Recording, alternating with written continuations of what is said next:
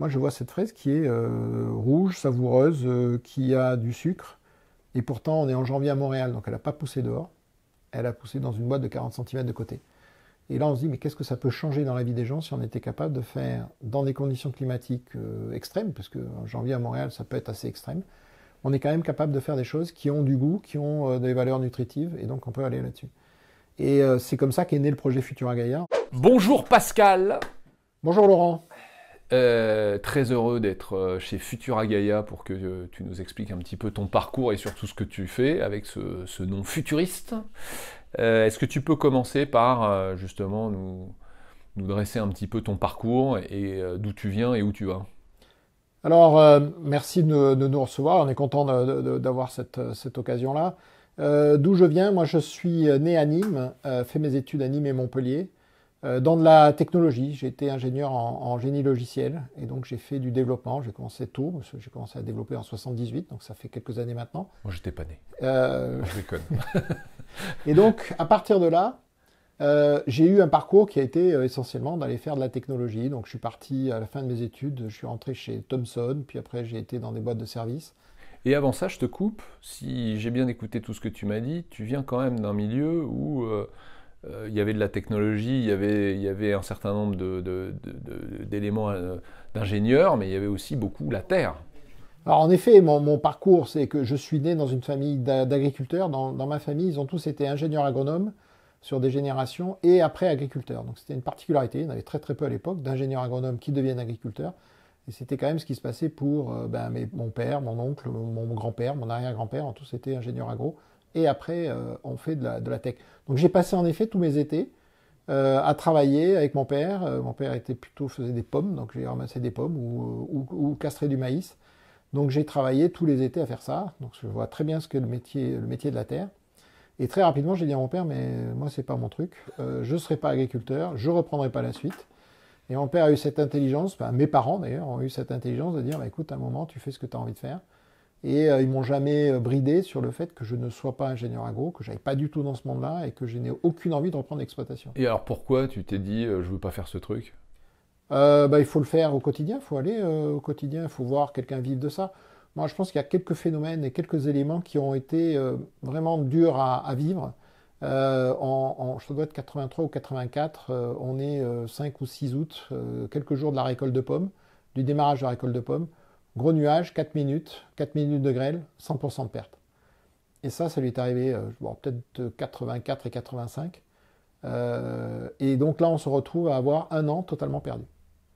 Et il ne faut pas croire, là, ce jour-là, il n'y a personne pour vous aider. Il n'y a pas d'aide, il n'y a pas de subvention, il n'y a pas tout ça. Donc ça veut dire que c'est de la trésorerie d'une année complètement perdue. Donc moi, ça a fait que j'ai travaillé pendant mes études pour pouvoir payer mes études, pour aider mes parents, qui malgré tout se sont saignés pour nous permettre avec ma sœur de faire des études, mais ce sont des années terribles. Et j'ai vu à quel point un agriculteur aujourd'hui était dans une dépendance à des éléments qu'il ne contrôle pas, et on le voit de plus en plus en ce moment, et que cette dépendance à des choses qu'on ne contrôle pas, moi, ne m'intéressait pas. Donc c'est vraiment ça qui a fait que moi, ça ne m'intéressait pas du tout de faire ce métier. Donc je suis parti faire autre chose. Et donc la technologie. Et donc moi, je suis tombé en pamoison devant un ordinateur en 78. J'ai trouvé que c'était génial, que développer c'était génial. Et j'ai voulu faire des études dans le monde de l'ingénierie, et en particulier dans le monde de l'ingénierie autour du développement. Donc j'ai commencé là-dessus. J'ai fait une carrière plutôt donc chez Thomson, chez Thales, qui s'appelle aujourd'hui Thales. Et puis après, je suis rentré dans une boîte qui a été assez importante pour moi, qui s'appelle Valtech, qui faisait du conseil. C'était un de mes partenaires quand j'étais chez Thomson et qui m'a dit mais moi il faut que tu viennes chez nous. Et je suis rentré dans cette boîte, on était 10, je l'ai quitté, il y avait un peu plus de 1000 personnes, on avait fait une IPO entre les deux. Et ça a été C'est une quoi une histoire. IPO? Une IPO, c'est une introduction en bourse. Donc on avait été une des premières boîtes de tech à être rentrée en bourse en 98 de mémoire. Donc une histoire un peu dingue. J'avais mal négocié, j'avais pas d'action à valoriser. Donc Dommage. j'aurais pu avoir beaucoup d'argent avec des stock options, mais voilà, j'avais pas le droit de les vendre. Donc je suis resté avec beaucoup de stock options qui valaient une fortune à une époque. Est arrivé les années 2000.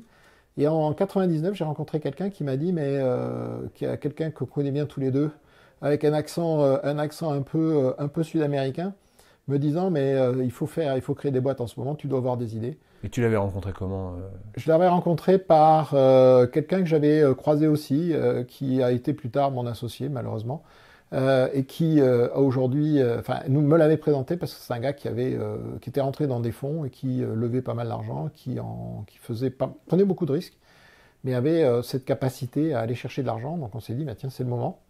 Et donc j'ai créé une première startup dans l'Internet mobile en disant, Internet sur un téléphone mobile, c'est génial, il faut y aller. On a fait ça à partir de mai 2000.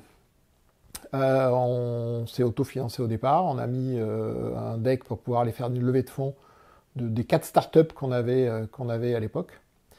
Et puis, on est allé chercher des fonds en octobre-novembre 2000. Et là, on a découvert ce que c'était une explosion de bulles Internet. Donc ça nous a un peu sauté la figure. C'est un petit peu comme les pommes et la grêle.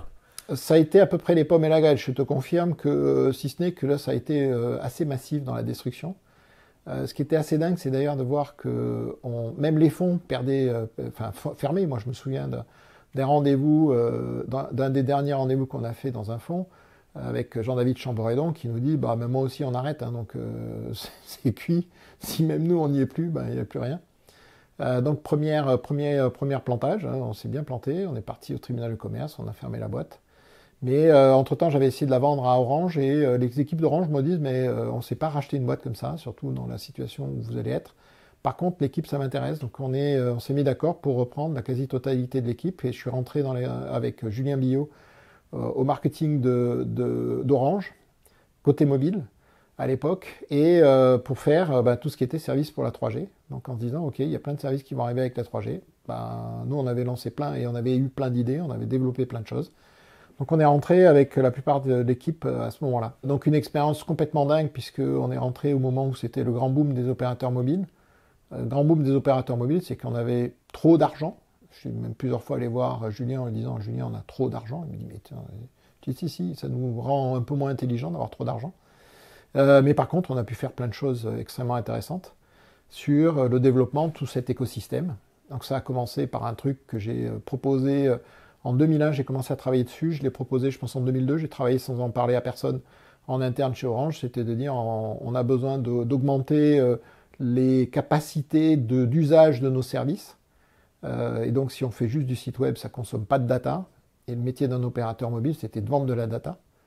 Donc, à l'époque, on vendait des forfaits data. Et j'avais dit, mais si on ne vend pas de forfait data, ça ne marchera pas. Tout le monde pariait pour la 3G avec la vidéotéléphonie.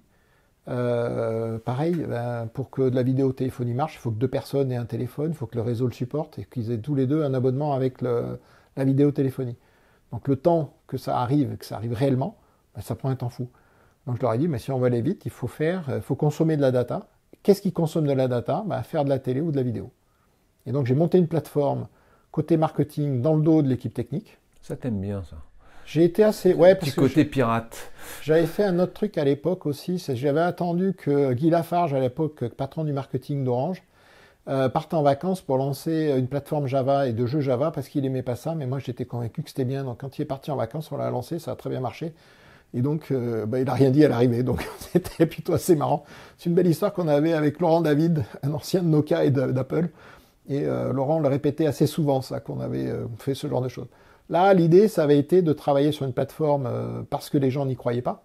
Moi, je me souviens d'avoir rencontré quelqu'un côté direction technique qui me disait mais la norme 3G n'est pas faite pour faire de la data et de la télé, donc ça peut pas marcher. Donc, qu'est-ce que je lui ai dit? Écoute, très bien, ok, ça peut pas marcher, mais sur mon téléphone, pendant qu'on parlait, je faisais du streaming de télé.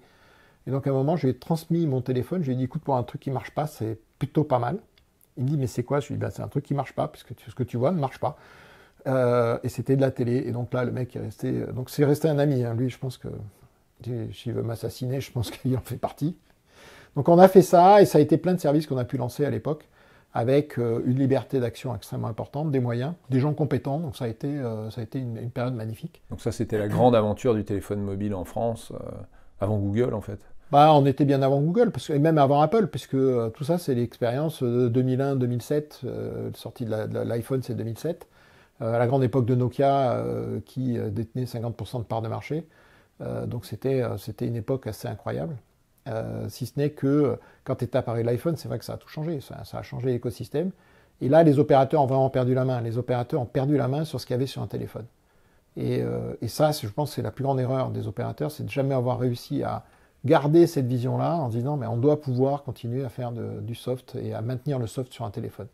Maîtriser sa technologie, qui est un grand sujet. Là, tu parles d'une industrie, enfin, j'allais dire d'un secteur plutôt de service, hein, même s'il y a toute une industrie derrière, parce qu'il faut bien les fabriquer, les téléphones, et j'allais dire tout l'équipement qui va avec. Mais un des grands sujets de l'industrie, notamment française, c'est qu'elle retrouve la souveraineté sur sa technologie. Et donc là, ce que tu dis, c'est que c'est à ce moment-là que ça s'est joué. Ça va même au-delà de la technologie. En fait, le vrai problème, c'est qu'au-delà de la technologie, parce que ça, je pense qu'on sait faire, c'est l'usage. On a perdu la capacité à aussi maîtriser l'usage. C'est-à-dire qu'on est, et tous les opérateurs sont devenus ce qu'on peut appeler vulgairement un dumb pipe, c'est-à-dire un tuyau sans intelligence, à fournir des volumes de data avec de la qualité de service.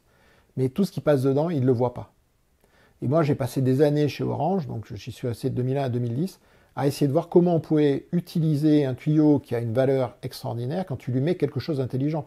Un tuyau sans rien n'a strictement aucun intérêt. Un tuyau n'a de la valeur que s'il permet de communiquer sur du contenu, qui peut être de la vidéo, qui peut être un contenu autre, mais c'est ça qui donne de la valeur à un tuyau. La problématique qu'avait, moi je me souviens quand je suis parti, on m'a posé la question en disant qu'est-ce qu'il faudrait faire. Je dis si on doit être juste un tuyau, c'est pas 200 000 personnes qu'il faut, c'est 60 000 personnes, parce que c'est ça qui est nécessaire. Tu dis 200 000 personnes, 200 000 employés. 200 000 employés chez Orange à l'époque. Ouais. Et quand je suis allé voir à l'époque le patron de la techno, qui était un gars avec qui je m'entendais bien, qui m'a dit tu pars pas sans qu'on se parle. Et je lui ai dit moi ma recommandation c'est sur les 100 000 personnes qui font en France aujourd'hui Orange, il faut en virer plus de la moitié. Parce que si on est juste un tuyau, il ne faut pas plus de personnes que ça pour opérer un tuyau. Donc c'est soit on assume le fait d'être un tuyau et il faut moins de monde, soit on explique qu'il y a une partie de l'effectif qui doit reprendre la main sur ce que tu appelles l'usage. Oui. Typiquement, je vais donner un autre exemple, et ça c'est un des sujets qui reste pour moi, je pense, une erreur dans ma carrière. En 2005, on est 3 dans mon bureau en revenant de vacances au mois d'août et on réfléchit à qu'est-ce qu'on peut faire de mieux sur un téléphone mobile que de faire de la télé.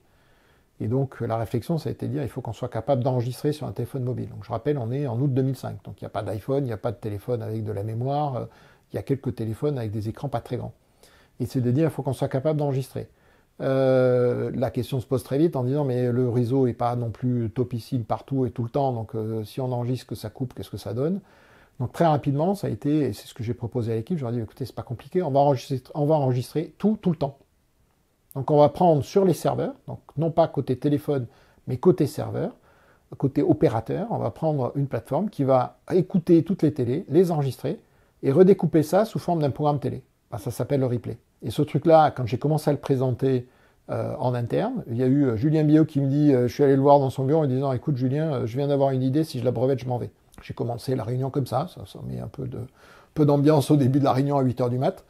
Et il m'écoute, il me regarde, il me dit on a un énorme problème, ton truc ça va marcher. Et donc on a commencé à regarder ce que ça pouvait donner. J'ai pas réussi à le breveter, parce que c'était quasi imbrevetable dans les logiques européennes. C'est là aussi qu'on a une vraie différence par rapport aux Américains. Breveter un procédé n'est pas un truc qu'on peut faire en Europe. Breveter de l'interface, c'est un truc qu'on ne sait pas faire en Europe. Un brevet en Europe, c'est un brevet sur de la technologie innovante. Le replay, c'est une autre façon d'utiliser de la vidéo à la demande. Et ça, les Américains savent faire. Ah ben, les Américains peuvent arriver à déposer, alors ce qui est une forme de brevet différente, qui est un procédé, beaucoup plus facilement qu'en Europe. En tout cas, alors après, je n'ai pas gratté. Mais donc, quand j'ai fait ça et que je suis allé voir d'autres personnes en interne chez Orange, je leur ai dit, voilà ce qu'on va faire. La première chose qu'on m'a dit, tu as interdiction de travailler là-dessus. Ce truc-là, c'est pas possible. Ça, on n'aura jamais les droits, donc tu ne travailles plus là-dessus. Donc, je suis rentré dans les équipes, on m'a dit, qu'est-ce que c'est qu'alors, qu'est-ce qu'ils ont dit? J'ai dit, on y va à fond, on ne dit rien à personne. Merde, moi aussi, j'ai encore peut-être violé un peu un certain nombre de règles.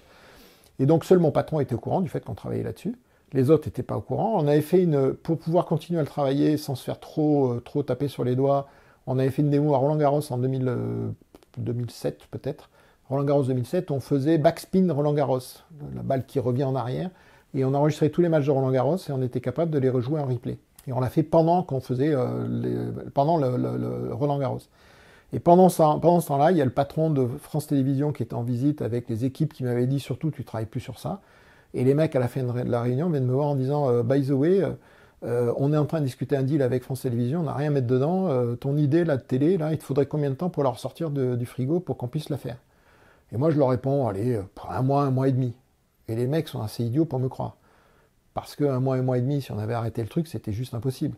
Mais comme on avait tout continué, nous, en un mois et demi, c'était largement assez pour pouvoir sortir le service. Et donc, on a fait un lancement à l'époque avec France Télévisions. On a été les premiers avec France Télévisions à lancer un service de replay. Bien sûr, on l'a montré, j'ai montré ça pendant un MIP TV ou un MIPCOM à Cannes aux équipes d'M6 qui ont fait M6 Replay. Donc, on a été capable. Et ça veut dire qu'on a, au lieu de le garder chez Orange, d'en faire un service qui aurait pu être un service de l'opérateur, on a oublié qu'un opérateur, ça doit être autre chose qu'un tuyau. Et dans cette histoire-là, on a gardé la partie tuyau, on a perdu toute la partie contenu. Parce que le replay, c'est devenu un truc des opérateurs. C'est plus un truc des opérateurs, c'est un truc des télés.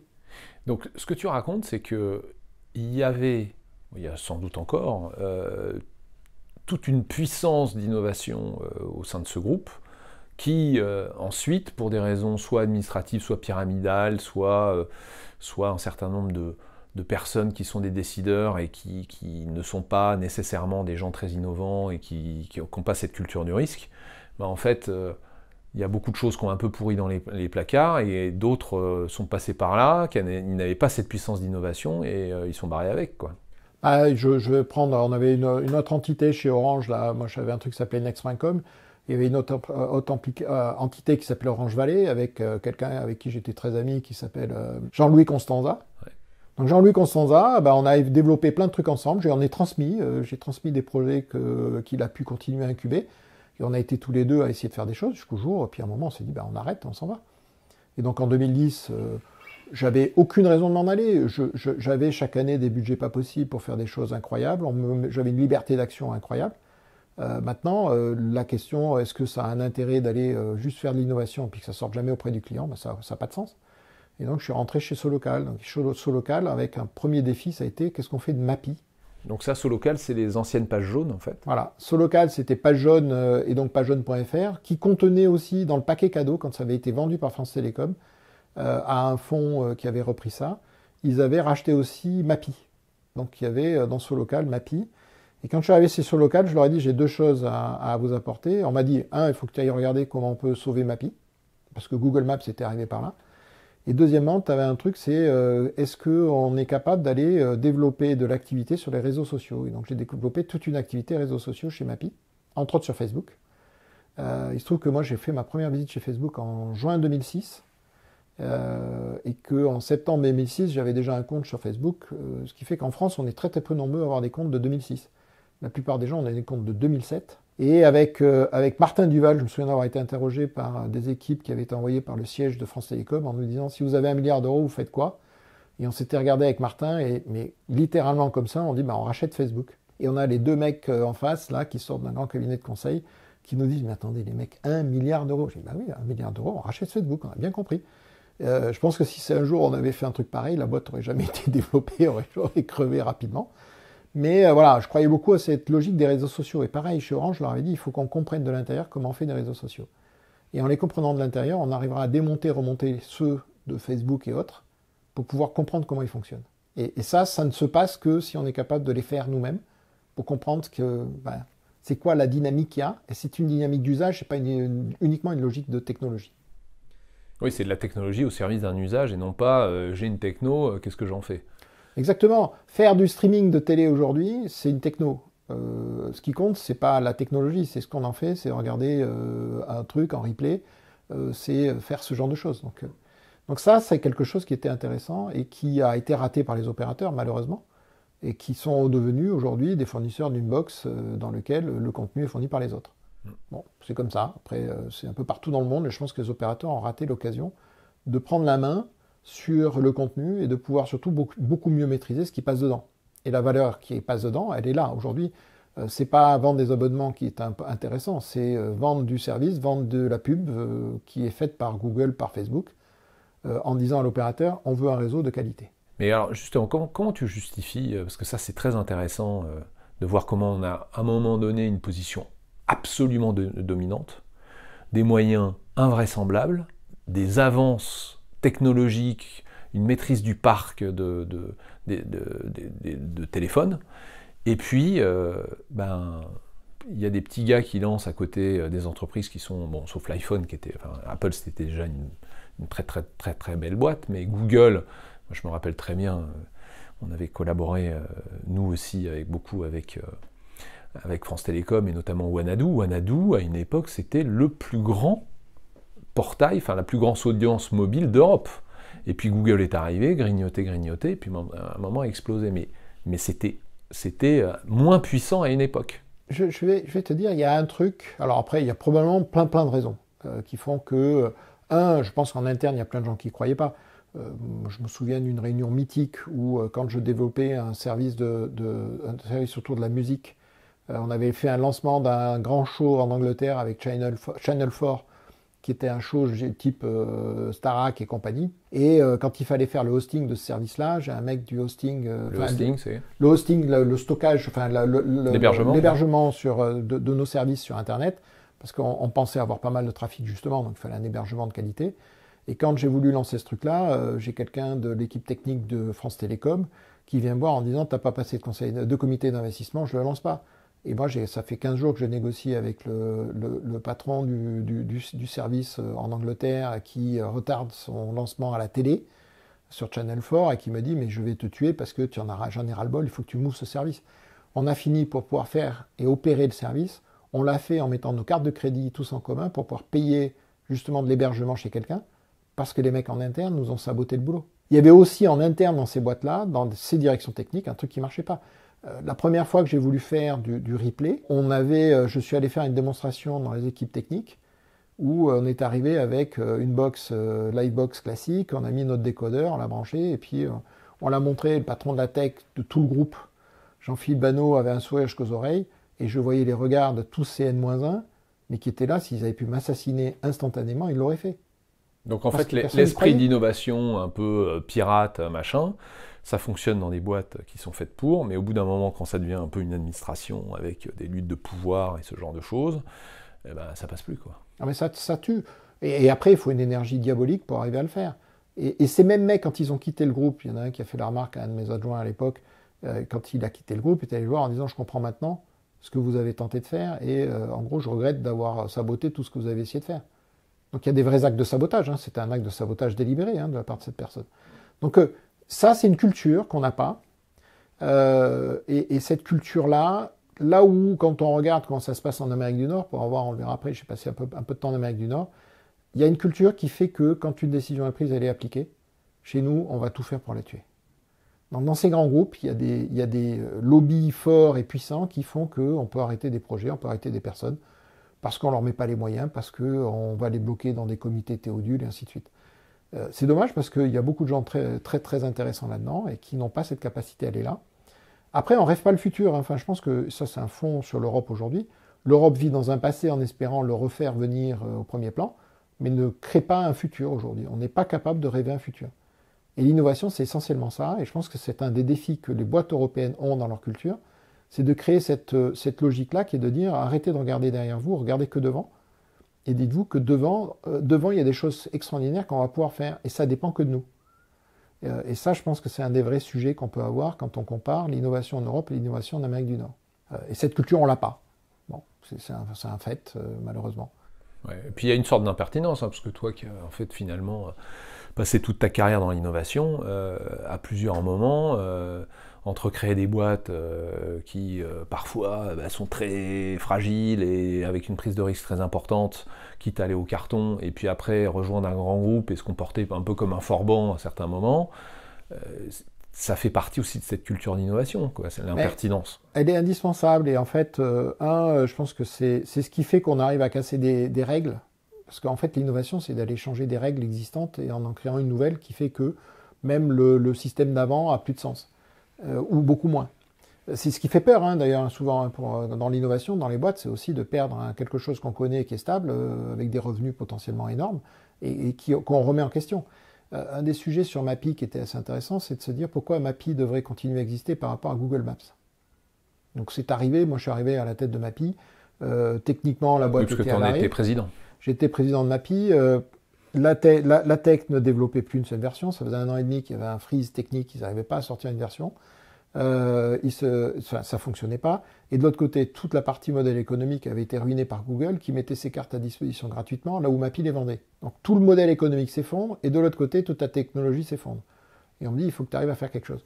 Et la question, c'est qu'est-ce qu'on peut créer de nouveau avec un asset techno qui était magnifique, c'est une très belle boîte, une solution technique et du code qui était vraiment très intéressant, des équipes de valeur, et qui avaient juste besoin de s'entendre pour travailler ensemble.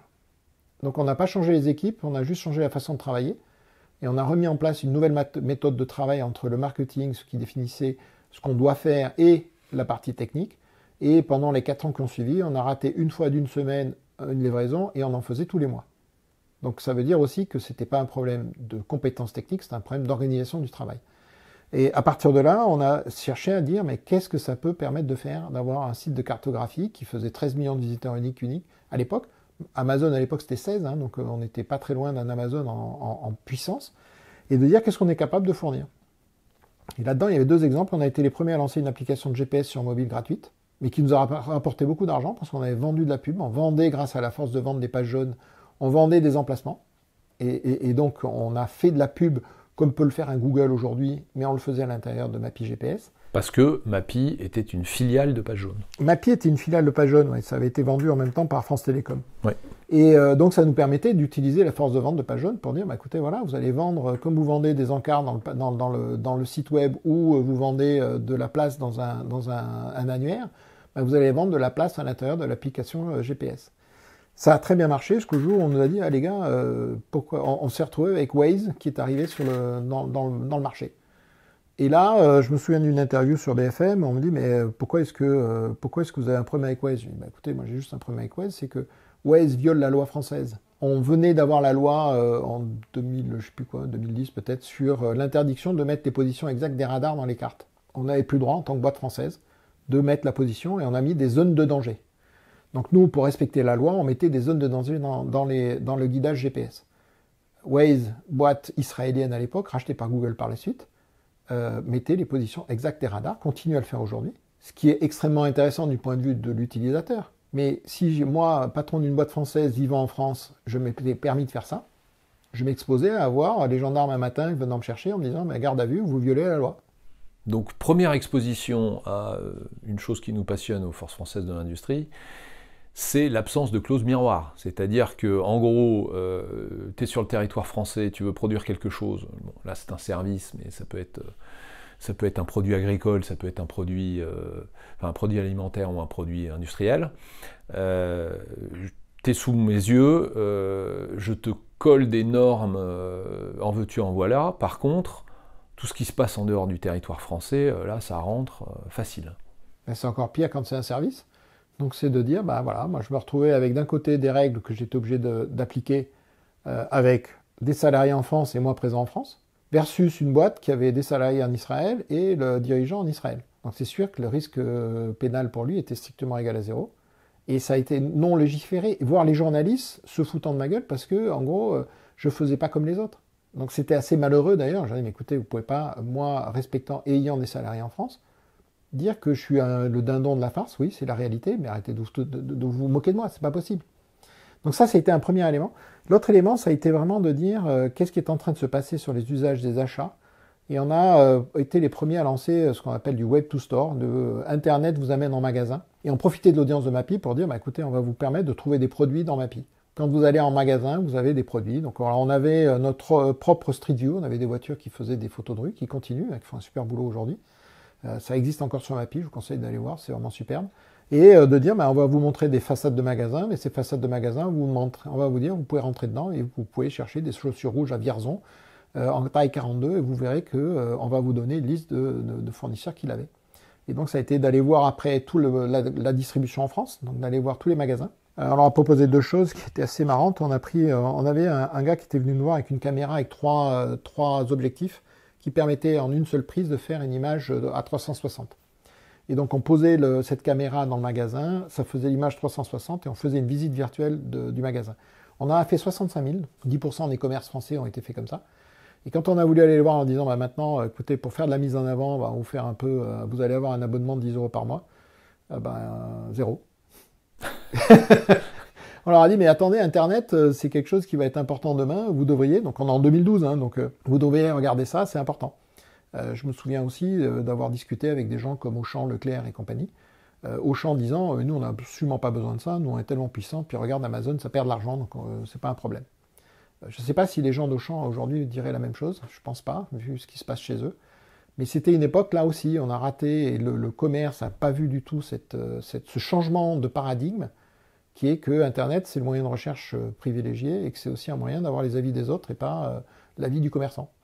Donc ça a été aussi un bon enseignement. J'ai essayé de le faire aussi au Canada par la suite, parce qu'en 2014, Julien Biot, avec qui j'avais travaillé chez Orange, et après chez Page Jaune, était parti vivre au Canada et s'occuper des pages jaunes canadiennes, qui, par le nom, n'avaient rien à voir avec les pages jaunes françaises. Et m'a demandé de partir. Donc en 2014, j'ai fait mes valises et je suis parti avec femme et enfants au Canada pour aller m'installer en tant que Canadien. Donc j'ai passé 5 ans là-bas à prendre le digital des pages jaunes canadiennes. Donc comment est-ce qu'on transforme une boîte qui faisait du papier à une boîte 100% digitale? C'est pas évident, c'est pas facile. Et là, pareil, je pense qu'il y avait encore des blocages historiques que l'on retrouvait en France, mais aussi au Canada, qui ont fait que ça a été très compliqué. Alors, on a fait 17 trimestres, on était coté en bourse, donc on a fait 17 trimestres dans les clous. On en a raté un, on s'est tous fait virer. À l'américaine? À l'américaine. Moi, j'ai été viré dans un hôtel un soir, pas debout, mais dans une pièce, mais ça a duré 15 secondes. Mais vraiment montre en main, Pascal, j'ai une mauvaise nouvelle, j'ai décidé de couper ton job, pof, il s'est levé, a coupé mon email, envoyé un message, un SMS pour qu'on coupe mon email, et puis il est parti, on m'a laissé avec le DRH, et je me suis retrouvé à 19h ou 20h dans un hôtel à gérer mon départ. Donc vraiment à l'américaine, je n'ai pas eu le droit de retourner sur place, je suis allé en bas de l'immeuble, on m'a descendu mes cartons, et puis ça a été à peu près tout. Par contre, tu en as gardé enfin, tu es revenu avec quelque chose. En fait, c'est de se dire qu'est-ce que j'ai envie de faire après. Donc, c'est la première fois de ma vie où je me retrouvais avec du temps pour réfléchir à ce que j'avais envie de faire. J'ai commencé à vouloir regarder, travailler dans des banques, aller faire être dirigeant dans des banques. Mais finalement, quelque chose qui est arrivé de façon assez étonnante, c'est que ma fille aînée avait fait ses études à Marseille. Et pour faire son stage de fin d'études, j'ai trouvé un stage au Canada. Et elle avait fait des études dans la biotechnologie.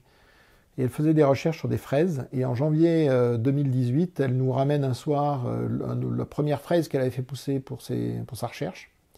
Elle faisait de la biostimulation. Comment je mets des bactéries dans le sol et ça améliore la croissance des plantes. Et moi, je vois cette fraise qui est rouge, savoureuse, qui a du sucre.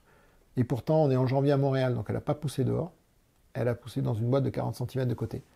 Et là, on se dit, mais qu'est-ce que ça peut changer dans la vie des gens si on était capable de faire, dans des conditions climatiques extrêmes, parce qu'en janvier à Montréal, ça peut être assez extrême, on est quand même capable de faire des choses qui ont du goût, qui ont des valeurs nutritives, et donc on peut aller là-dessus. Et c'est comme ça qu'est né le projet Futura Gaia, en se disant, est-ce qu'on est capable de mettre ce concept-là, de faire de la culture dans un environnement totalement contrôlé, mais surtout de le mettre à l'échelle, c'est-à-dire de le faire en grand, parce qu'à l'époque, on veut faire de l'alimentaire, et quand vous parlez alimentaire, il faut avoir des choses qui soient capables de nourrir des millions de personnes, voire des milliards de personnes. Donc il y avait un véritable sujet, c'est un sujet là industriel, avec le bon sens du mot industriel. Industriel, ça veut dire contrôlé, ça veut dire répétable, ça veut dire de la qualité, c'est tout ça que ça veut dire l'industrie. C'est pas uniquement un truc qui pollue, c'est quelque chose qui apporte du process. Et là, on s'est dit, tiens, il y a probablement quelque chose. Et donc, ça a été la première chose. Au départ, c'était plutôt une idée comme ça. Mais ce qui a été vraiment transformationnel, c'est que ma mère m'appelle à ce moment-là, un dimanche matin, pour moi au Canada. On m'appelle, j'ai jamais eu un appel aussi court de ma mère. D'abord, c'était mon père qui appelait en général. Et elle me dit, voilà, j'arrête. Et elle raccroche. Et en fait, il se trouve que mon père, dans son activité professionnelle, a mis des pesticides toute sa vie. Et il en a mis beaucoup. Parce que soit c'était imposé par les normes qu'on lui demandait, alors les normes d'industriels, pas des normes de gouvernement, mais des normes industrielles qui vous disaient, moi je veux telle qualité de fruits, donc il faut faire tel et tel traitement. Et l'industrie et les agriculteurs appliquent ces pesticides. Mais le problème des pesticides, c'est que lui, il a attrapé un Parkinson. Donc assez tôt dans sa vie, il a été atteint de la maladie de Parkinson. Et à 80 ans, la maladie de Parkinson avait vraiment fait des dégâts tels que, pour ma mère qui était là pour l'aider, elle n'était plus capable de le faire. Donc elle m'a appelé en disant j'arrête. Et là, vous êtes à 5000 km de là et vous dites qu'est-ce que je fais? Et c'est comme ça qu'on a pris la décision en bout d'un mois en se disant il n'y a pas 36 solutions, on va rentrer. Et on a décidé de vraiment faire Futura Gaia et d'en faire un vrai projet. Donc j'ai commencé à travailler sur un business plan, je suis allé voir des VC, des fonds d'investissement pour voir un peu est-ce que ça les intéresserait ou pas. Les 2 ou 3 que j'ai vus, que je connaissais de l'époque où j'étais en France, avec qui je m'entendais bien, m'ont dit mais ton truc, c'est intéressant, il faut que tu reviennes et il faut que tu le fasses. Et donc c'est comme ça qu'on a créé Futura Gaia en 2019, le temps de vendre ma maison au Canada, de travailler un peu là-bas déjà sur le sujet, et de rentrer pour faire le projet et de lancer ce projet en 2019. Alors c'est quoi ce projet? Le projet, c'est est-ce que je suis capable de créer des univers de climat qui me permettent de pouvoir faire différents types de plantes en les protégeant à la fois du climat extérieur, donc de dire il peut grêler, la grêle, moi, il grêle, ça fait un peu de bruit sur les tôles du bâtiment, puis c'est tout. D'enlever les pesticides, parce qu'on va se mettre dans un univers clos dans lequel on va pouvoir contrôler les échanges intérieurs-extérieurs, donc on va pouvoir contrôler toute prolifération d'insectes. Donc on n'a pas besoin à ce moment-là de pesticides, et donc on peut se protéger de ça. Donc ça c'est un point qui est assez essentiel. Et puis d'être capable d'avoir une capacité de production qui soit en rapport avec des marchés qui sont des grands faiseurs, qui peuvent être de l'alimentaire ou du non-alimentaire. Donc on est parti au départ sur un projet réellement alimentaire, en disant on va faire de la salade, on va faire du basilic, on va faire des herbes aromatiques et des fraises. Donc on a travaillé sur tous ces projets-là, et de le faire dans une taille qui fasse qu'on soit capable de nourrir des populations. En économisant 2 ressources rares. En effet, on va avoir vraiment 2 éléments clés. C'est la première, c'est presque pas d'eau. On ne met de l'eau que pour ce que la plante va consommer. Donc c'est à peu près 20 fois moins que dans le monde extérieur. Et là, tu es au goutte à goutte. On est au goutte à goutte, on met des millilitres de nutriments pour être sûr qu'on ne donne que ce que la plante va vraiment accepter, il n'y a rien en supplément. Et puis de l'autre côté, on va économiser des terres, parce qu'on va s'installer dans des bâtiments qui sont, si possible, déjà construits. Là, le bâtiment dans lequel on est aujourd'hui, c'est un bâtiment qui faisait du polystyrène pour McDo à une époque, donc qui a arrêté son activité il y a très longtemps, et qui était un site de stockage de canettes de Perrier. Donc, et on l'a transformé en site qui est capable aujourd'hui de faire du basilic toutes les semaines depuis 2021. Donc le but pour nous, ça a été aussi de monter toute une infrastructure qui intègre énormément de technologies, parce que ce qu'on veut, c'est que ça soit le plus autonome possible. Le week-end, on est dans un site qui continue à arroser ses plantes, les plantes continuent à pousser, le climat est toujours contrôlé, il n'y a strictement personne. Donc c'est totalement automatisé, on a juste besoin d'avoir quelqu'un en astreinte à distance qui est capable de voir si tout se passe bien ou pas. Donc on a monté ce site avec la volonté de pouvoir dire au départ, on veut faire de l'alimentaire. Et ça, ce que tu dis, ça veut dire que, si j'extrapole, le même bâtiment en pleine ville, tu produis d'un côté de la rue, tu as un supermarché de l'autre côté de la rue, en hiver tu livres des fraises, c'est consommé à 10 mètres. Voilà, donc on a un sujet, c'est que qu'est-ce qui n'est pas bien dans la saisonnalité? C'est souvent la question qu'on a, parce qu'en fait on n'a plus de saisonnalité. Nous, c'est la bonne saison tous les jours. Nous, on fait le bon climat tous les jours, donc là il n'y a plus de saisonnalité. En fait, il faut revenir au fond du problème lié à la saisonnalité, en particulier la fraise. C'est la plante pour laquelle les gens connaissent la saisonnalité de la fraise. Sur les autres plantes, quand je pose la question en disant c'est quoi la saisonnalité de la salade, personne n'est capable de me répondre. Mais la fraise, tout le monde connaît. Mais pour l'exemple de la fraise, qu'est-ce qui fait qu'en hors saison, manger des fraises, c'est pas bien? C'est parce qu'elle vient de loin. Donc elle a été transportée. Et donc ça a un coût de transport qui est en plus un coût carboné qui est très important. Et donc c'est en ça, si on la mange instantanément, mais on va avoir déjà quelque chose de beaucoup plus intéressant. Et puis, alors à la fois en côté gustatif, mais aussi côté global, empreinte carbone globale. Donc ça, c'est ce qu'on a fait pendant un bon moment. On a essayé de faire en sorte d'intéresser tout un tas de grands acteurs aujourd'hui en France qui produisent. Au départ, il se trouve qu'on a fait des essais sur du basilic et qu'un des plus gros faiseurs de basilic en France on lui en a envoyé des échantillons. Il a torturé le truc pendant une semaine. Il nous a rappelé au bout d'une semaine en disant bon, la torture n'a pas marché, le basilic n'a pas parlé. Il est toujours en état, on n'en revient pas. C'est quoi votre secret? Et donc il est venu pendant un des premiers confinements, là, deuxième confinement, fin 2020, et il est venu voir un peu ce qui se passait en disant mais votre truc, j'en reviens pas. Qu'est-ce que vous avez un secret? Je veux le comprendre. Et donc on a commencé à travailler avec lui pour faire des grandes fermes de basilic, des grandes usines de basilic. On y a travaillé pendant pas mal de temps. Et il se trouve que le marché, depuis 2 ans, depuis la guerre en Ukraine, le marché s'est totalement effondré sur tout ce qui est fruits et légumes frais. Donc il y a un énorme problème en ce moment, c'est que le marché baisse, le marché s'effondre, les importations augmentent de façon très importante chaque année. Et en gros, il y a un marasme sur le marché fruits et légumes, mais plus généralement sur le marché agricole. On le voit avec les grèves qui sont maintenant en répétition et qui ont du mal à se résoudre. Grève d'agriculteurs, donc. La grève des agriculteurs, on voit qu'il y a un vrai sujet aujourd'hui, peut être qui est multiple, hein, qui est les clauses miroirs dont on parlait tout à l'heure, qui n'y sont pas, les incidents météo qui sont devenus de plus en plus violents, de plus en plus importants et de plus en plus fréquents et qui font que ça détruit tout. Donc tout ça cumulé fait qu'on est aujourd'hui dans une crise de production qui est vraiment majeure. Et puis il y a une crise de consommation où le consommateur a décidé que c'était mieux d'acheter du basilic marocain pas cher, rempli de pesticides, plutôt que de prendre un produit de qualité en France. Donc en gros, voilà, le consommateur a fait son choix aujourd'hui. Pour des questions légitimes ou non légitimes, c'est pas à moi de discuter de ce point-là, mais voilà, il vote avec ses pieds, il a choisi, et le marché baisse, le marché s'effondre. Donc on avait commencé tout un tas de projets avec des boîtes de cosmétiques ou de pharma pour travailler sur des plantes là beaucoup plus complexes, dans lesquelles on allait faire des extraits et qui pour nous était un autre élément, c'est comment est-ce qu'on est capable d'aller reproduire ce que fait la nature quand la nature est plus capable de le faire. Alors, je vais donner un exemple. Tout le monde a utilisé de l'arnica. Tout le monde, à un moment ou à un autre, on se retrouve parce qu'on a des gamins qui ont un petit coup, ou chez son kiné, on va retrouver des pommades à base d'arnica.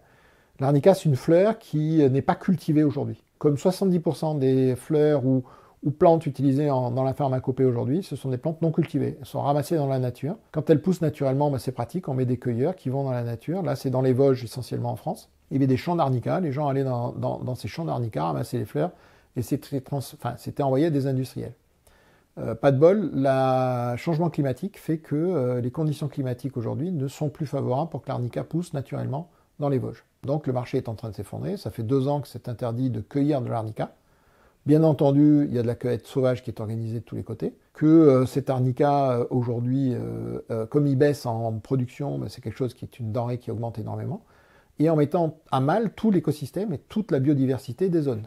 Donc la question pour nous, c'est est-ce qu'on est capable de reproduire un cycle climatique qui soit, et de sol qui soit compatible avec la culture d'arnica. Parce qu'on va être capable de créer des conditions que la nature ne provoque plus aujourd'hui. Donc ça fait partie des plantes sur lesquelles on travaille énormément, pour dire comment est-ce qu'on est capable d'industrialiser la culture d'arnica et éviter qu'on aille piller les écosystèmes qui est à l'extérieur, et donc de maintenir cette plante-là dans la biodiversité, pendant que nous, on est capable de la produire pour des industriels, avec des qualités reconnues, avec des constances dans cette qualité, et avoir cette capacité à fournir le marché d'une plante qui devient quasiment impossible à trouver. Donc là, pivot, t'es passé en gros, au début tu t'es dit, bon, il y a un souci sur l'artificialisation, ou en tout cas raser les forêts pour planter de quoi nourrir les populations. En plus, ça règle le problème de l'eau. Là-dessus, tu tombes face à une crise de consommation et de production de produits agricoles qui fait que voilà, le marché est bouché. Et tu te dis, on va aller créer, finalement, on va s'intéresser aux plantes où il y a plus de valeur et plus de rareté. Et là, on peut s'y retrouver, quoi. Tout à fait. Et le pivot, c'est que sur le fond, on continue à faire. Alors, une des particularités de Futura c'est qu'on a une solution technique et humaine qui nous a permis de faire ce pivot. On a, entre guillemets, eu cette capacité à le faire. Donc, on a décidé de le faire, mais on avait aussi la capacité de le faire.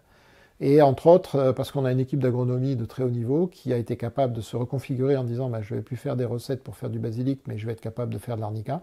Personne n'en avait jamais fait de l'arnica comme on le fait. Donc ils ont inventé leur propre solution pour pouvoir le faire.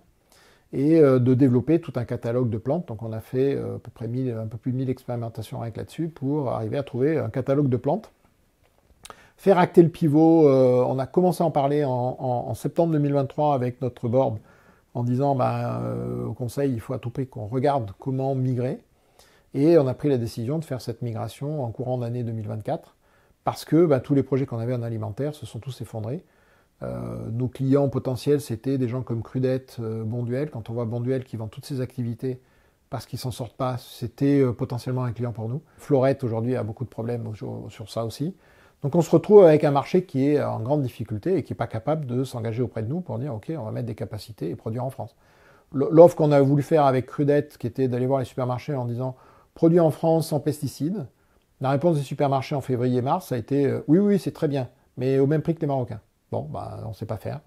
Donc à ce moment-là, le projet est enterré, fermé, et hop, plus de projet.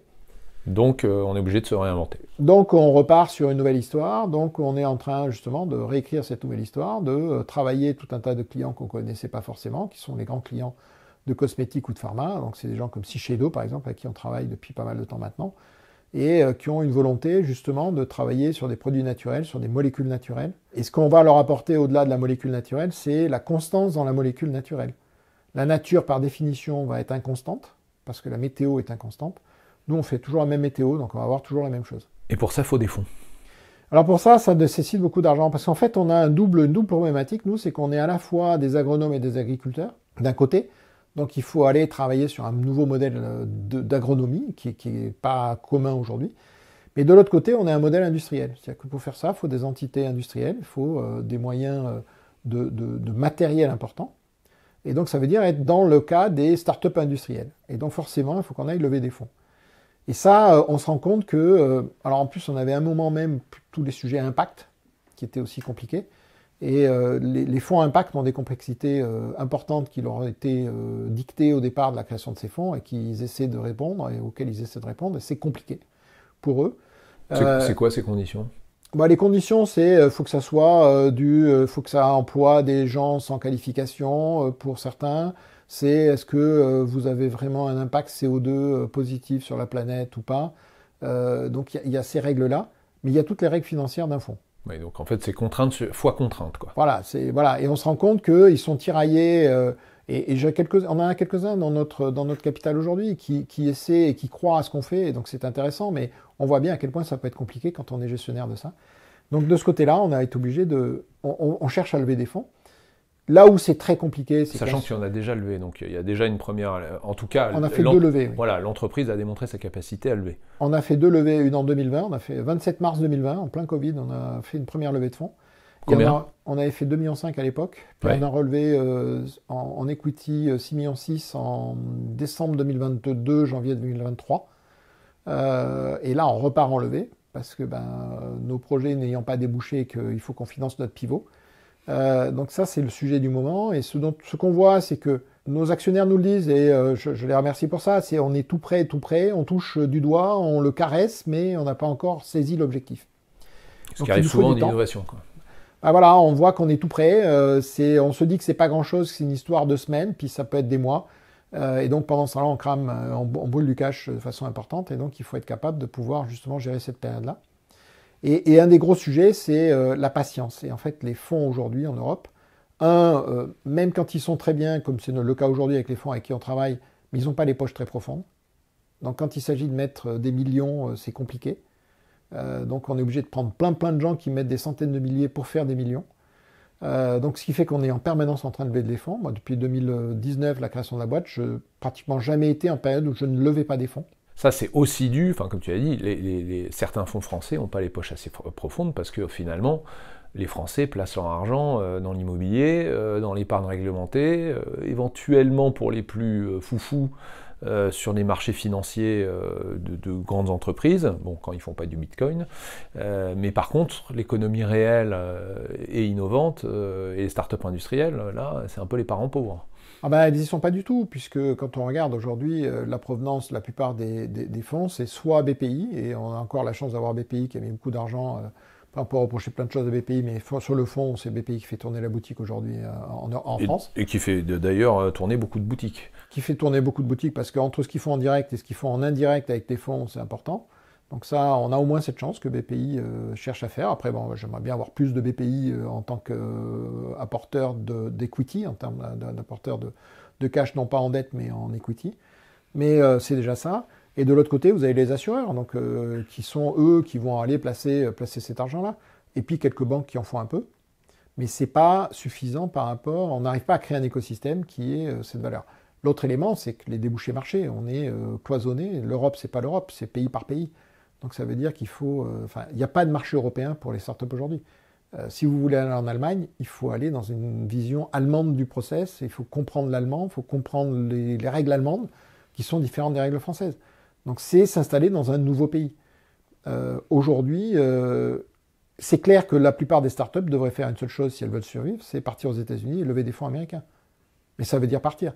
Et moi, on m'a posé plein de fois la question en disant pourquoi tu ne vas pas chercher des fonds américains? Parce que je suis rentré d'Amérique du Nord, c'est pas pour y repartir. Maintenant, c'est probablement la seule issue favorable, c'est d'aller voir des VC américains qui vont mettre des gros tickets, qui vont mettre des conditions pas simples. Il ne faut pas croire, l'argent aux États-Unis peut être abondant et important, mais ils ne sont pas forcément très gentils. Moi, j'ai vu ce que c'était que des Américains pas très gentils. Mais quand ça fonctionne, ça fonctionne. Et au lieu de lever en dizaines, ils vont lever en centaines.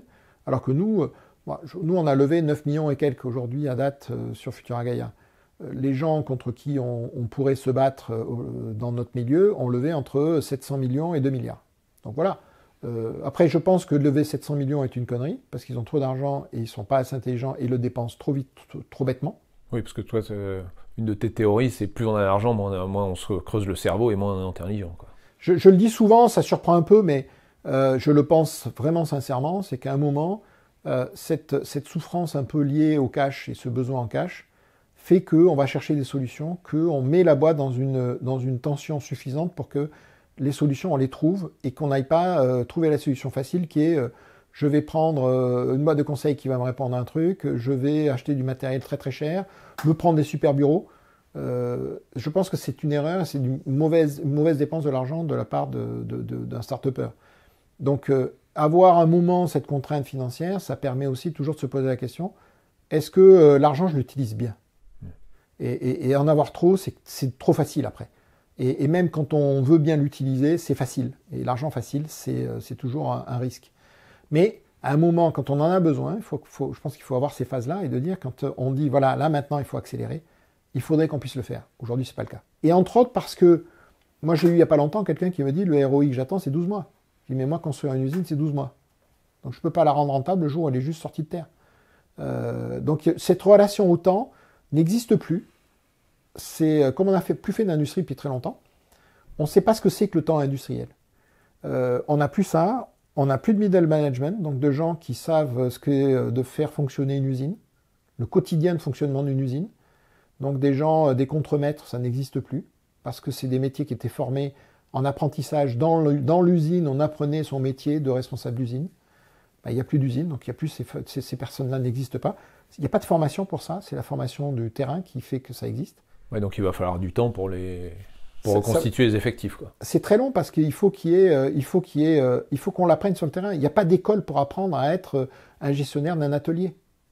C'est l'atelier lui-même qui enseigne et on apprend là-dedans. Cet apprentissage, il faut le faire sur le terrain. S'il n'y a pas de terrain, il n'y a pas d'apprentissage. Et donc ça va être très long. Alors on a une chance, c'est qu'on peut mettre beaucoup de technologies qui facilitent aussi l'accès et la rapidité. On verra, on voit, nous, quand on fait une visite, là, on voit vite, on a mis des outils qui permettent de remplacer toute une compétence qui était acquise. Là, maintenant, c'est l'outil qui va le faire. Donc, on a au moins cette chance.